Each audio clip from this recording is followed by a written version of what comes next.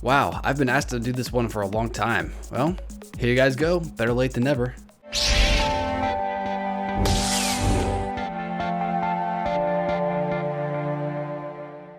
What's up, Nest Soldiers? I'm the Alliance. Welcome back to another video. Today, I'm going to be doing all 8 Rocky and Creed films ranked from worst to best. If you guys enjoyed this video, please want to like, subscribe, and turn notifications for more. And I'm just going to let you guys know right now, chances are my ranking is going to be completely different from yours. So don't be hating because I'm fragile and I don't like that, you know. I'm just kidding. Bring on the hate. But honestly, you guys, I realize that this ranking is going to make a lot of people mad.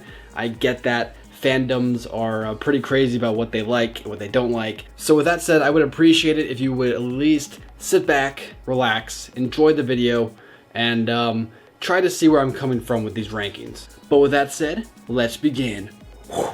At number 8, we have Rocky Balboa. Rocky Balboa is an interesting movie, not because it's necessarily bad, but it's not necessarily good either. I personally think out of all these films, this movie is the movie that didn't need to exist. Now, of course, you can make an argument that every single film in this entire franchise doesn't really need to exist beyond the first one, but I believe this film is just truly unneeded. In this film, we are met by an older, beat up by life Rocky. The theme of this movie follows Rocky and him trying to find himself and trying to discover the stallion that's still underneath all the old, fleshy skin after all these years. And while it's cool to see old man Rocky Balboa getting back in the swing of things and trying to take down Mason Dixon, the film feels more like it's made just to give the character of Rocky a send-off and just to kind of make an okay movie and not actually try to make a great film. And because of that, the film's low quality is evident. When it comes to Mason Dixon, he's a pretty average antagonist, not scary, not dangerous, just kind of a standard villain. Definitely one of the more realistic characters, but like I said, still kind of just an okay character. Overall, I guess that's just the word for this film. It's okay. The story is okay, the villain is okay, everything is just kind of okay. And it's for these reasons I have it here on this list.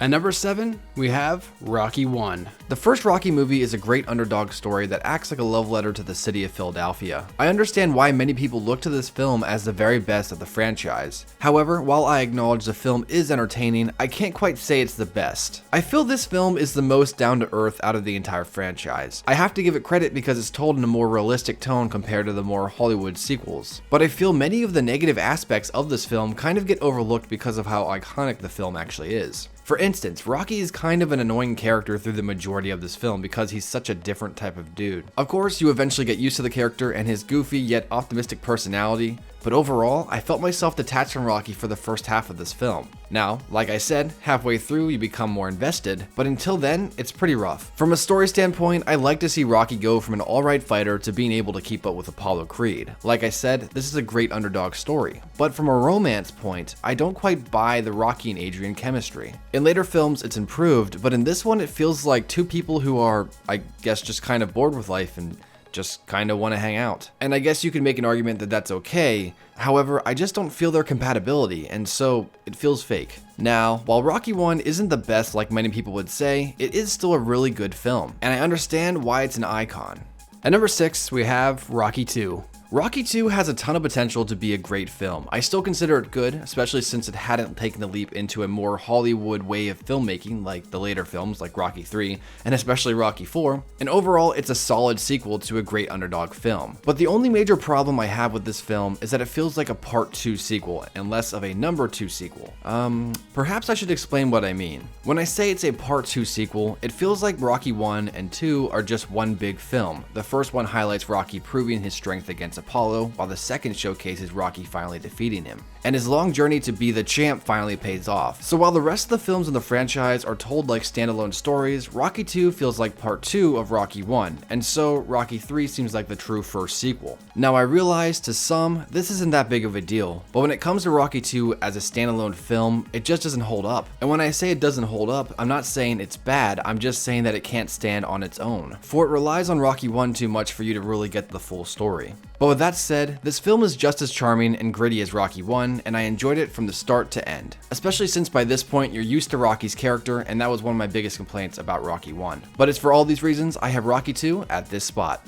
At number 5, I have Rocky 5. I don't quite understand the hate that Rocky 5 gets. I think it's a solid film in the franchise. It's cool to see Rocky take on the role of mentor and teach Tommy like he was taught by Mickey and Apollo. I think it makes sense that Rocky would unintentionally neglect his family because he was living his career in the ring through Tommy. While it kinda goes against his character to forget about his family, I think his story arc is very plausible. I enjoyed seeing Rocky and Tommy go from friends to enemies. Even if I feel the actor who played Tommy wasn't always believable, I think he did a pretty good job. I guess my biggest complaint about this film is that I'd rather have seen the two fighters fight in the ring instead of the street. This fight scene kind of enters the realm of goofy, especially when there are cops in the background literally just watching the fight, and these two guys just beating the crap out of each other, and the cops are just standing there. What are you doing? I mean, don't get me wrong, the Rocky films definitely have a certain amount of absurdity to them. I mean, it's part of their charm. But the street fight setting was just not the most ideal ending in my opinion. Still, with all that said, Rocky V is a solid film compared to the rest of the franchise. Like I said, I don't quite understand the hate, and I definitely don't think it deserves it.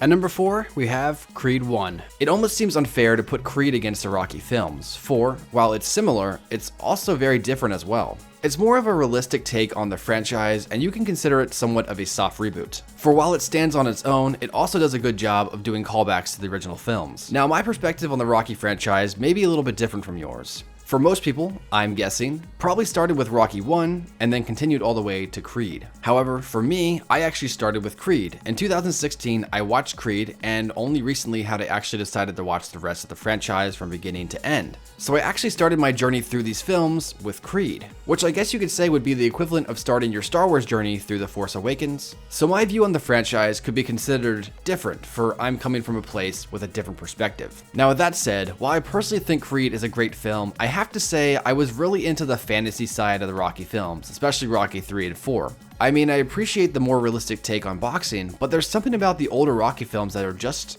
fun. So this is how I kind of view things. I would equate Rocky 3 and 4 to being like the Avengers 1, while I'd put Creed with Captain America the Winter Soldier. Both Avengers 1 and Captain America the Winter Soldier are fantastic films, but they're both good for different reasons. Avengers is more in your face and fun, while the Winter Soldier is more gritty and realistic. Each have a separate tone, but they're both great films in their own right. And that's how I view the Rocky films and the Creed films. So while the more realistic take of the Creed films is good, I personally prefer the more campiness of the originals. And it's for all these reasons I have Creed 1 here on this list. At number 3, we have Creed 2. Creed 2 is a very good sequel. I like that it took Adonis' character and not only broke his spirit, but legit broke his body, causing Adonis to push himself to his furthest limits to take down Victor Drago, the son of Ivan Drago, who is arguably Rocky's toughest opponent. And of course, the man who killed his father. I would say overall, the story was very reminiscent of Rocky 3, which isn't a bad thing. However, the callbacks were pretty prevalent compared to the film's predecessor, which, like I said, not a bad thing in my personal opinion, but some people may consider that a con. On a personal note, the part where Adonis becomes a father and is trying to balance his career and fatherhood at the same time, I can totally relate with since having my own daughter. So I was able to put myself into Adonis' shoes and truly connect with the character, and before having my daughter, I probably wouldn't have been able to as much, but once again, that's not really a con or anything. I just wanted to show off a picture of my daughter. Look at her. She's so sweet. Now, as I stated in my Creed 2 review, linked below, I enjoyed the character Victor. He didn't really say much or really do much, but I'll get to that soon. However, you can tell that he was raised in a world of pure manipulation.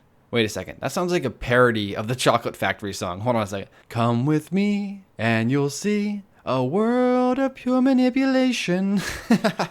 That's great. Anyway, back to the rank. So while you know Victor is our antagonist, by the end of the film you don't want either Adonis or Victor to lose because you relate with both characters so well. Which is an interesting contrast to Rocky 4, which this film is truly like kind of living off of, where you were completely 100% against Drago and you wanted to see his ass get kicked by Rocky. Now, from a story element, there seems to be a solid 15 to 20 minutes that had been yanked out of this film. This includes some more scenes with Ivan and Victor to truly flesh out their characters, and there are a few parts in this film where plot elements were kind of taken out and they kind of mess up the link between scenes. What I mean by this is that in one scene a character will act a certain way, then the next time we see them, the character is acting completely different, as if there was a scene that portrayed that turn of events that made them different. And since it was taken out of the film, it kind of seems more jarring, less cohesive. But perhaps we'll get an extended edition on a Blu-ray or something, and perhaps it will fill in the gaps. But besides that, this film was a solid sequel that managed to surpass its predecessor in my opinion, and that's why it gets this spot on this list.